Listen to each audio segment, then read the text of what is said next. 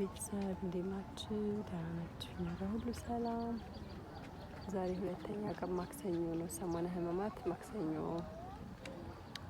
እና ዛሬ እንደምታዩት ብቻዬን ነኝ። የሷ ልጅ ባሏ ጋር መቼ ነው የምትሆነው እያለች አልነበረ? ዛሬ ሄዳለች። ዛሬ ብቻዬን ነኝ። በነገራችሁ ላይ ብቻዬን ሲሆን ኮንፊደንስ ነው የማጣው፣ በጣም ነው የሚደብረኝ። እሷ ስላለች ነው በቃ ደስ የሚለው ሁሉም ነገር ማለት ነው። እና ኢየሱስ ቤተክርስቲያን ወልዲያ ኢየሱስ ቤተክርስቲያን ነን ያለ ነው። አዲስ ከተመሰረተ 3 አመት ነው በነገራችን ላይ። እና እንዴት ነው ሕማማት በስደት ላይ? የዛሬ አመተኛ በነገራችን ላይ ኢትዮጵያ እንሆናለን እያልን ነበር። ሁሌም የዛሬ አመት ነውና ዘንድሮ ደርሰናል። ለዚህ አብቅቶናል። ሰው ብዙም የሌለው እንትን ነው እየሰገደ ምናምን ነው የሚሄደው ማለት ነው። እና ምን ይመስላል ዛሬ ነግራችሁ የመጣሁት የሆነች ልጅ ኮሜንት ላይ በቃ ሞቴን እመኛለሁ ምናምን በጠየቅነው ጥያቄ መሰረት እኔ በሞትም አያጓጓኝ ምናምን ብላለች።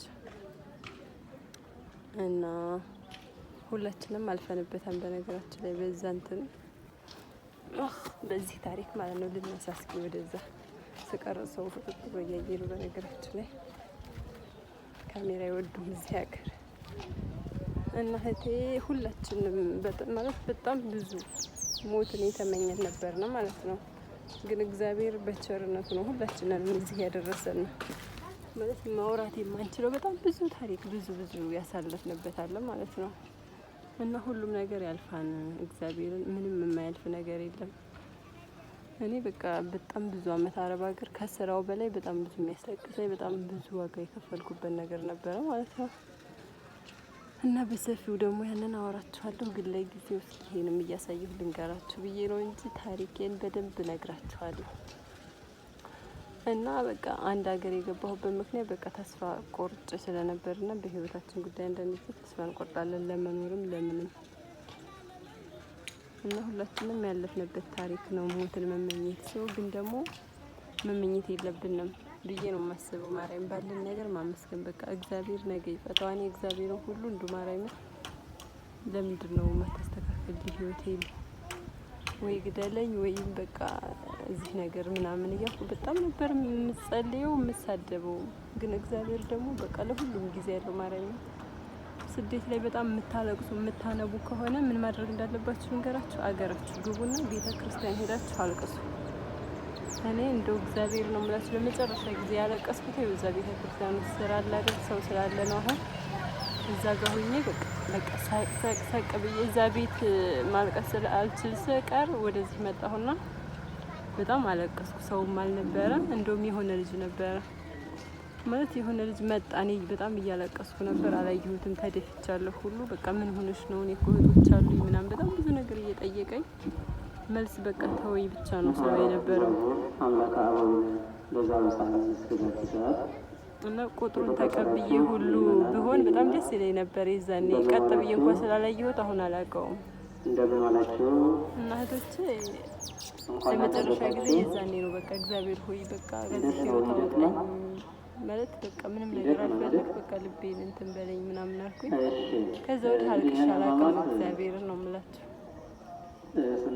እና የማይፈታ ነገር የለም በእግዚአብሔር ማርያምን ያስችላል ይሰል ማለት የማያስችለው የማያሳልፈው ነገር የለም። ስለዚህ እህቶቼ በእግዚአብሔር አይዟችሁ። ስደት ላይ ሆናችሁ ተስፋ አትቁረጡ። ሁሉም ነገር ያልፋል። ሀገራችሁ ገብታችሁ የምትኖሩት ኑሮ ነገ ሌላ ቀን ነው። እና አባቶች እያወሩ ነው። ቆይ ጌታችን ኢየሱስ ክርስቶስ መስቀል ተሸክሞ ወደ ቀራንዮ ሲጓዝ ከኋላ ያሉት ፎቶ ላይ እያሉ ይገፉታል፣ ወደፊት ይወድቃል። ከፊት ያሉት ደግሞ ቀስ ብለህ አትመጣም ወይ ምን ያጣድፋል እያሉ ወደ ኋላ ይገፉታል፣ ወደ ኋላ ይወድቃል። መስቀል ተሸክሞ ማለት ነው። ስለዚህ እኛም እዚህ ስንሰግድ፣ ስንቆነበት፣ ስንቃልም የምናስበው ያለን ነው ማለት ነው። ስለዚህ አሁን የሁሉም ምእመናን በየትኛውም አብያተ ክርስቲያናት ያሉ ምእመናን ያሉት የት ነው ከተባለ ቀራንዮ ነው ማለት ነው። ሁላችን ያለነው አእምሯችንን ውስጥ አድርገን ቀራንዮ እንዳለ እንስተው ማለት ነው። ልክ ጎልጎታ በቦታ ቦታም ጎልጎታ ነው። በእርግጥ ቦታችን ግን መስቀል ተሸክሞ ወደ ጎልጎታ ወደ ቀራንዮ ሲጓዝ ፀሐዩን እንደምታዩት ነው። እዛ ላይ መገረፍ አለ፣ እዛ ላይ መደብደብ አለ፣ እዛ ላይ የተመሳቀለ 17 ክንድ እርጥብ ግንድ ነው የተሸከመው። እኛ መስቀል አልተሸከምንም ማለት ያም ባይሆን ደግሞ ፀሐይ እንዳይመታል ሰው ፀሐይ ላይ ችግር ስለሆነ ብለን ዳት እየሰራን ያለ ነው እንደምታዩት ማለት ነው። ስለዚህ በተመቸ ሁኔታ ነው የኛ ማለት ነውና ስለዚህ ጌታችን ኢየሱስ ክርስቶስ እንደዛ የሆነው ለማን ነው ሲባል ለማን ነው? ከ22 ስነ ፍጥረት ለማን ነው ማለት ነው? እናቶች ከተሰማችሁ በምንም ነገር ተስፋ አትቁረጡ። እንደው እግዚአብሔር የማያልፍ የለም ማለት እኔ አልፎልኝ ጓደኞቼን ብጠይቋቸው በጣም በእኔ ብዙ ደክመው ከኔ በላይ እነሱ እኔን አይዞሽ ማለት አንዳንዴ አይሰለችም እንዴ አይዞሽ ማለት ሁሉ አይሰለችም እንዴ ማለት እስክችል ድረስ ማለት ነው። በጣም እኔ እንጃ እግዚአብሔር ለእነሱ ቃል የለኝም። በነገራችን ላይ በጣም ጥሩ ጓደኞች እና ያነ ታሪክ አልፎ እዚህ ደርሻለሁ። እነሱም በቃ ይሄን ነበር የሚጠብቁት ማለት ከዛ ድብርት ላይ እንድወጣ በቃ ድብርት ላይ ነበርኩኝ። ድብርት ላይ ብቻ ሳይሆን በቃ ምን ህይወት መኖር ሁሉ አልፈልግም ነበር የሚያስጠላኝ። ሁሌ አለቅስ ነበር ስደት ላይ ሆኜ ራሱ እዚህ መጥቼ በቃ ሁሌ ነው ሳላለሁ ምናምን በቃ ደስታ ይመልስልኝ ማለት ምንም ነገር ሳይጎለኝ በቃ በአንድ ነገር ላይ ይሆናል ነበር። ብቻ የመጨረሻ ያለቀስኩት ኢየሱስ ቤተክርስቲያን መጥቼ ነው። እግዚአብሔር ይመስገን ማርያም።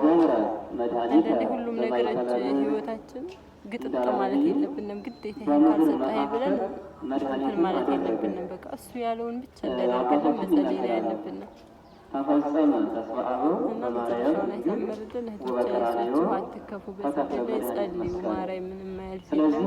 እንጃ እንደዚህ ተስፋ የቆረጡ ሰዎችን በጣም የሚያሳዝኑኝ የነበርኩበት ማስታወስ እንደዛ ውስጥ ቀራንዮ ደግሞ የአዳም ጭንቅላት የተቀበረበት ሰላም ሆኖልኝ ነገ ደግሞ እንመጣለን ዙዙ ጋር ዛሬ ብቻ የለኛው የተቀመጠበት ቦታ ማለት ቀራንዮ ነው።